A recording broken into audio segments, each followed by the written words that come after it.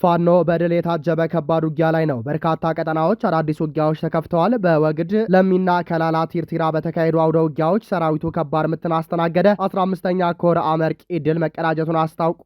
ይህ በእንዲህ እንዳለ የአገዛዙ ሰራዊት አባላት በመፍረስ ላይ ናቸው። የ47ኛና 48ኛ ክፍለ ጦር አዛዦችና አባላት ሙሉ ትጥቃቸውን በመያዝ ወደ ምኒልክ እዝ ተቀላቅለዋል። ቀዳሚ የግንባር መረጃዎቻችን ናቸው። አብይ አህመድ የከፋፍለ ግዛት ስልትን በመጠቀም የኦሮሞን ህዝብ ለስልጣን መጠቀሚያ የማድረግ ሂደት አደገኛ አካሄድ ነው ተባለ። የኦሮሞ ህዝብ በስሙ የተከፈተውን የብልጽግና ዘመቻ ሊመክት እንደሚገባም ተመላክቷል።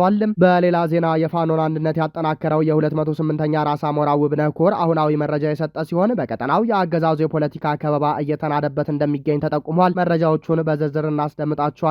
ኢራን እስከ 15000 ኪሎ ሜትር የሚጓዝ ሚሳኤል ልታመርት እንደሆነ ተገለጸ። አሜሪካ ከቀጠናው ውጥረት የምትወጣበትን አማራጮች እየመከረችበት ነው። የባህር ማዶ የሰዓቱ መረጃችን ነው። ሰላም፣ ጤና፣ ፍቅር የምንመኝላችሁ ውድ የብላክ ላይን ሚዲያ ቤተሰቦቻችን እናንተን ይመጥናሉ ብለን ያሰብናቸውን የተመረጡ ዕለታዊ የግንባርና ወቅታዊ መረጃዎችን ወደ እናንተ ይዘን ቀርበናል። ቻናሉን ሰብስክራይብ በማድረግ ቤተሰብ እንድትሆኑ እየጋበዝን ወደ መረጃዎቹ እናመራለን።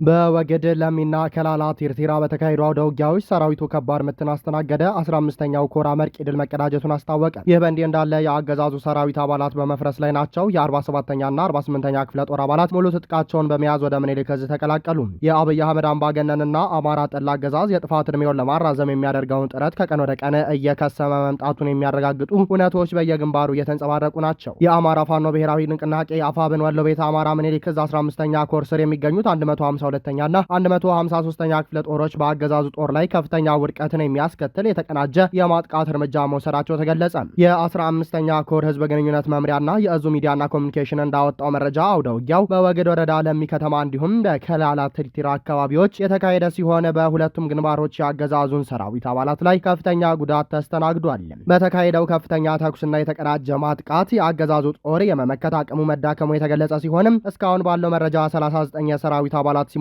ከአካባቢው የሕክምና ተቋማት የተገኘው የውስጥ መረጃ እንደሚያመለክተው ቀላል የማይባል ቁጥር ያላቸው የሰራዊቱ አባላት በመቁሰላቸው በወገድ በለሚና በአቀስታ የሚገኙ ሆስፒታሎችና ጤና ጣቢያዎች በቁስለኞች ተሞልተዋል። በተደረገው ተጋድሎ የፋኖን የማጥቃት አቅም የሚያጎሉ በርካታ የቡድንና የነፍስ ወከፍ መሳሪያዎች በቁጥጥር ስር ውለዋል። ከተማረኩት መካከል 25 የነፍስ ወከፍ መሳሪያዎች፣ 2 የብሬን ሸንሸል፣ በቁጥር ያልተወሰነ ከፍተኛ መጠን ያለው የዲሽቃና የብሬን ጥይቶች ይገኙበታል። ይህ አውደ ውጊያ የአገዛዙ ጦር በመስክ ላይ ያጋጠሙ ያለውን ከባድ ውድቀት የሚያሳይ ሲሆን የፋኖ ኃይሎች በታቀደና በተናበበ የማጥቃት ስልት የጠላትን ኃይል የመደምሰስና ትጥቅ የመማረክ አቅማቸውን በተግባር ያረጋገጡበት አጋጣሚ ሆኗል። በሌላ በኩል የአገዛዙ ሰራዊት አባላት በመፍረስ ላይ ናቸው። የ47ኛና 48ኛ ክፍለ ጦር አባላት ሙሉ ትጥቃቸውን በመያዝ ወደ ምኒልክ እዝ ተቀላቀሉ። የአብይ አህመድ አምባገነንና አማራ ጠል አገዛዝ የጥፋት ዕድሜውን ለማራዘም የሚያደርገውን ጥረት ከቀን ወደ ቀን እየከሰመ መምጣቱን የሚያረጋግጡ እውነቶች በየግንባሩ እየተንጸባረቁ ናቸው። ዛሬ ነሐሴ 2 ቀን 2018 ዓ.ም በሰሜን ወሎ ዞን ራያ ቆቦ ወረዳ የታየው ክስተት የዚሁ የስርዓቱ ውድቀትና የህዝባዊ ትግሉ ድል አድራጊነት ማሳያ ሆኗል።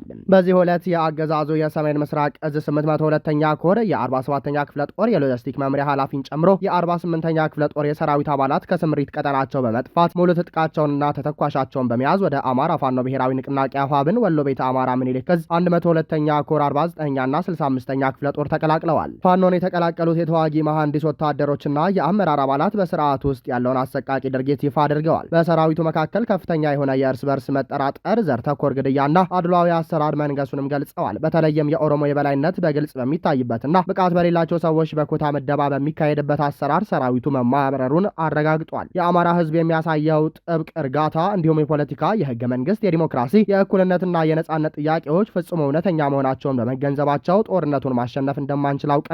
የሚከፈለው ህይወትም ከንቱ መስዋዕትነት ነው ሲሉ ተናግረዋል። የበደሉትን የአማራ ህዝብ ይቅርታ በመጠየቅ ወደ ሀገራቸውና ሰላማዊ ህይወታቸው መመለስ እንደሚፈልጉም ገልጸዋል። የአገዛዙ ሰራዊት የመዋጋት ስነ ልቦናው ሙሉ በሙሉ የወደቀ በመሆኑ አጋጣሚውን የሚያገኝ ሁሉ ህይወቱን ለማትረፍ በመኮብለል ላይ ይገኛል። በመሆኑም የከዱ ሰራዊት አባላት ሰላማዊ አቀባበል እንዲደረግላቸው ጥሪ የቀረበ ሲሆን መላው የአማራ ወጣቶችና የኢትዮጵያ ህዝብ ይህንን አምባገነናዊ ስርዓት በማስወገድ ሂደት ከፋኖ ጎን እንዲሰለፉ የአፋብን ወሎ ቤተ አማራ ምኒልክ እዝ 102ኛ ኮር ህዝብ ግንኙነት መምሪያ ጥሪውን አስተላልፏል። የፋኖን አንድነት ያጠናከረው የ208ኛ ራስ አሞራ ውብነህ ኮር አሁናዊ መረጃ የሰጠ ሲሆን የአገዛዙ የፖለቲካ ከበባ እየተናደበት ይገኛል ተባለ። የአማራ ህዝብ የህልውናና የፖለቲካዊ መር የትጥቅ ትግል በአዲስ የድልና የአንድነት ምዕራፍ ውስጥ በሚገኝበት በዚህ ወቅት ከአፋብን ጎንደር ጠቅላይ ግዛት በላይ እዝ 208ኛ ራስ አሞራ ውብነህ ኮር የተሰጠው አቋም መግለጫ የፋኖን ድርጅታዊ ጥንካሬ የሚያሳይና የገዢው አካል ክፍፍል የመፍጠር ስትራቴጂ ሙሉ በሙሉ ማክሸፉን የሚያበስር ነው ሲሉ የትግሉ ደጋፊዎች ገለጹ። በመግለጫው እንደሚያመለክተው የ208ኛ ራስ አሞራ ውብነህ ኮር የሰራዊት አባላት ለጎንደር ጠቅላይ ግዛት በላይ እዝ ያላቸውን ሙሉ ደጋፊነትና ታማኝነት በድጋሜ አረጋግጠዋል። በድርኳዜ የተካሄደው የሰማዕታት አደራ አንድነት ጉባኤ የተደረሰበትን ሙሉ ውሳኔ የተቀበሉ ሲሆንም የጎንደር አንድነት በታጋዮች ደምና አጥንት የተገነባ በመሆኑ ለተግባራዊነቱ በቁርጠኝነት እንደሚሰሩ አስታውቀዋል። ይህ ውሳኔ በፋኖ ክፍፍሎች መካከል የጠበቀ ድርጅታዊ ትስስርና ወታደራዊ ሴሎችን መፍጠሩን የሚያሳይ ሲሆን የአገዛዙን የመከፋፈል ሴራ ሙሉ በሙሉ ያከሸፈ መሆኑም ተመላክቷል። በኮሩ ስም ከእዝና ከኃላፊነት ወሰን ውጭ የሚወጡ ማናቸውም መግለጫዎች አካሉን የማይወክልና የግለሰቦችን ፍላጎት ለማርካት የተደረጉ ጸረ አንድነት ድርጊቶች መሆናቸውን በመግለጫው ተብራርቷል። የጎንደርን ክብርና የህዝቡን ፍላጎት በማያረጋግጥ መልኩ የግል ወይም የቡድን አመለካከትን ለማስረጽ የሚንቀሳቀሱ አካላትን አጥብቀው እንደሚቃወሙ የገለጹት ታጋዮቹ ማናቸውንም ቅሬታ ያለው አካል ወደ ተቋሙ መዋቅር ቀርቦ መነጋገር እንደሚችል ጥሪ አቅርበዋል። ይህ የወጣው የአቋም መግለጫ በአገዛዙ በኩል የፋኖ ስም ስምሪት በመስጠትና የውሸት መግለጫዎችን በመበተን የትግሉን አቅጣጫ ለማሳሳት የሚደረጉ የደህንነት ስራዎች መክሸፋቸውን ያመላክታል። የፋኖ ኃይሎች በሀሳብ የበላይነትና በመርህ ላይ የተመሰረተ ትግል ማካሄዳቸው በህዝቡ ዘንድ ያላቸውን ቅቡልነት ያሳደገው ሲሆን በአንጻሩ የገዢው አካል ወታደራዊና ፖለቲካዊ መዋቅርም በመላው ቀጠናው እየተሸረሸረ መምጣቱን ያረጋግጣል ተብሏል። ቀጠናቸውን በአስተማማኝ ሁኔታ አስጠብቀው የመርህና የህዝብ ታጋይነት ቸውን ያረጋገጡት የ208ኛ ራስ አሞራ ውብነህ ኮር አባላት ትግሉ የተባበረ ክንድን በመገንባት ወደ ተሻለና ወሳኝ የድል ደረጃ መሸጋገሩን ገልጸዋል። ከዚሁ ጋር በተያያዘ የፋኖን ተጋድሎ ወደ አዲስ ምዕራፍ ያሸጋገረው የታሪካዊው አንድነት ፍሬ እያፈራ ነው ሲባል የአፋብን ጎንደር ጠቅላይ ግዛት በላይ እዝ ሰፊ ህዝባዊና ወታደራዊ ውይይት ማካሄዱ የዚሁ አንድነት ውጤት መሆኑ ተጠቆመ። በሊቦ ከመከም ወረዳ ሚካኤል ደብር ቀበሌ ሰፊ ህዝባዊ ውይይት ተካሂዷል። የህዝቡን ነጻነትና ክብር ለማረጋገጥ በሚደረገው ትግል ውስጥም ትልቅ ድል ተደርጎ የተወሰደው የፋኖ አደረጃጀት አንድነት መመስረትን ተከትሎ በአፋብን ጎንደር ጠቅላይ ግዛት የበላይ ዘለቀ እዝ ከፍተኛ አመራሮች በቀጠናው በሚገኙ የድርጅት አመራሮችም የበላይ ጠባቂ አባቶች እንዲሁም በዳግማዊ ቴዎድሮስ 5ኛ ኮር መብረቅ ክፍለ ጦር አመራርና ሰራዊት መካከል ተከታታይነት ያለው ውይይት ተደርጓል። ውይይቱን ያስጀመሩት የበላይ እዝ ወታደራዊ አዛዥ አርበኛ ደረጀ በላይ አንድ በመሆናችን እንኳን ደስ አላችሁ በማለት የደስታ መልእክታቸውን አስተላልፈዋል። ይህ አሁን የተመሰረተው የፋኖች አንድነት በቀላሉ የተገኘ ሳይሆን በርካታ ውስብስብ ፈተናዎችንና ውጣ ውረዶችን አሸንፎ እዚህ የደረሰ ታሪካዊ ክስተት መሆኑን ገልጸዋል። የአመራሩና የሰራዊቱን ጽናት፣ ትዕግስትና መስዋዕትነት ለዚህ ታላቅ ድል መብቃት ዋና መሰረት መሆኑም ተመላክቷል። ይህ የተገነባው አንድነት በታጋዮች ደም አጥንትና በህዝብ አደራ የተመሰረተ በመሆኑም በአንድነቱ ላይ የሚቀልድ ወታደራዊና ፖለቲካዊ መመሪያዎችን የሚሸራርፍ ወይም መዋቅሩን ለማፍረስ የሚሞክር ማናቸውም አካል ቢኖር ፍጹም የማይታለፍ ቀይ መስመር መሆኑን በጥብቅ ተሰምሮበታል። በቀጠናው አንድ ህጋዊና መዋቅራዊ ሆኖ የሚንቀሳቀሰው አፋብን ጎንደር ጠቅላይ ግዛት በላይ እዝ ብቻ መሆኑን የተረጋገጠ ሲሆንም ከዚህ ውጭ በተበታተነ መልኩ በሚንቀሳቀሱ አካላት ላይ ህጋዊ እርምጃ እንደሚወስድ ተገልጿል። ሆኖም ቅሬታ ወይም ጥያቄ ያለው አካል በሰላማዊና ድርጅታዊ አሰራርን ማቅረብ እንደሚችል አቅጣጫ ተቀምጧል። በመድረኩ ላይ የተገኙት የእዙ ምክትል ሰብሳቢና የፖለቲካ ጉዳዮች ኃላፊ አርበኛ ኪሩቤል ጎቤ፣ የእዙ የፖለቲካ ዘርፍ ኃላፊ አርበኛ አንተነህ ድረስና ሌሎች ከፍተኛ አመራሮች በአንድነት ውስጥ ምንም አይነት የዓላማ ልዩነቶች እንዳይፈጠሩ ከፍተኛ ጥንቃቄ ማድረግ እንደሚገባ አጽንኦት ሰጥተዋል። አርበኞቹ ባስተላለፉት መልእክት ከዚህ ቀደም በነበሩ አለመግባባቶች የተፈጠሩ መጠራጠሮችን በግልጽ ውይይት መዝጋትና የተቋጠሩ ቂሞችን በይቅርታና በመተማመን ማጥፋት አስፈላጊ መሆኑን የተራራቁ ወገኖችን በማቀራረብ የቤተሰብን ያህል መተሳሰር መፍጠር እንደሚገባ ካለ አግባብ የተወሰዱ ንብረቶችን ወደ ባለቤቶቻቸው በመመለስና የህዝብን አመኔታ ሙሉ በሙሉ ማጎልበት በተለያዩ ምክንያቶች ተበታትነው የነበሩ አደረጃጀቶችንም በአንድ ጥላ ስር በማሰባሰብ ፍጹም በሆነ መርህና መመሪያ የሚመራ ጠንካራ ሰራዊት መገንባት እንደሚያስፈልግ አስምረውበታል። የአማራ ህዝብ አንድ ባለመሆኑ የሚደሰቱና በአንድነቱ የሚከፉ ጸረ አንድነት አካላት የታጋዮችን መስዋዕትነት ከንቱ ለማድረግና የህዝቡን እንግልት ለማራዘም የሚሰሩ በመሆናቸው ሰራዊቱና ህዝቡ በመቀናጀት ከእነዚህ አጥፊዎች ጋር አብረው መቆም እንደሌለባቸው አጽንኦት ሰጥተውበታል። ውስጣዊ ልዩነቶችን በሰለጠነ መንገድ በመፍታት ትግሉን ሙሉ በሙሉ ህዝብንና ሀገርን ከሚጎዳው የጋራ ጠላት ጋር በሚደረገው ተጋድሎ ላይ በማተኮር ድልን መቀዳጀት እንደሚገባ አቅጣጫ በመስጠት ውይይቱ ተጠናቋል። አብይ አህመድ የከፋፍለ ግዛ ስልትን በመጠቀም የኦሮሞን ህዝብ ለስልጣን መጠቀሚያ የማድረግ ሂደት አደገኛ አካሄድ ነው ተባለ። አብይ አህመድ ኦሮሞ ነጻ ወጥቷል፣ ከእንግዲህ መታገል ሞኝነት ነው በማለት ያደረጉት ንግግር በሀገሪቱ የፖለቲካ ምህዳር ላይ ከፍተኛ ውዥንብርና ቅሬታን ፈጥሯል።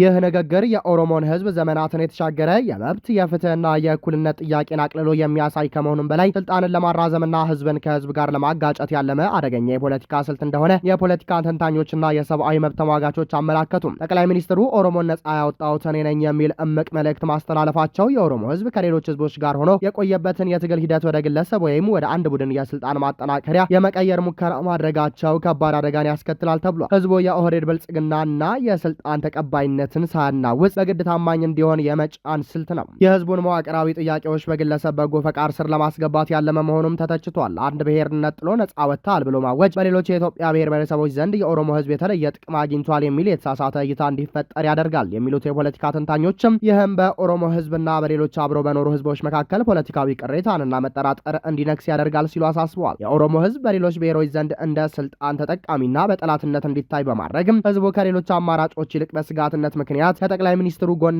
እንዲቆም የማስገደድ የከፋፍለ ግዛ ስልት ነው ብለውታል። የኢትዮጵያ ህዝቦች በአድዋም ሆነ በሌሎች ታሪካዊ አጋጣሚዎች ሀገርን በጋራ እንደጠበቁ ሁሉም ለፍትህ ለዲሞክራሲና ለእኩልነት ያደረጉት ትግልም የጋራ ነው። የኦሮሞን ህዝብ ትግል ነጥሎ በአንድ ወገን ነጻ ወጥቷል ማለት ህዝቡ ከሌሎች ብሔሮች ጋር የነበረውን የጋራ የትግል አስተዋጽኦ እንደሚያደበዝዝና የወንድማማችነት እሴቶችን የሚያሸረሽር ነው ሲሉ ተንታኞች ጠቁመዋል። ሆኖም የኦሮሞ ህዝብ ከአብይ አህመድና በስሙ እየነገደ ካለው አገዛዝ ነጻ እንዲወጣና ከሌሎች ህዝቦች ጋር የተለመደው አብሮነት እንዲቀጥል ቆም ብሎ በማሰብ የተሰራበት ያለውን የፖለቲካ ፕሮፓጋንዳ በመገንዘብ ሊታገል እንደሚገባ አመላክተዋል።